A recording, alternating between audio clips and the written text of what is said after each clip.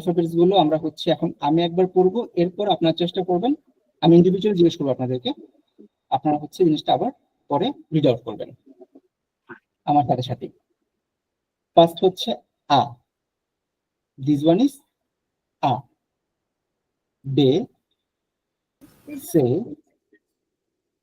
They, important word it's উ, it's উ।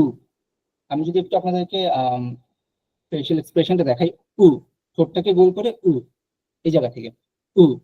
আ, বে, সে, দে, উ, এফ।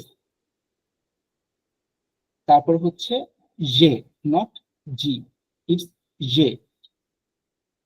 আ, বে, সে, দে, উ, এফ, জে।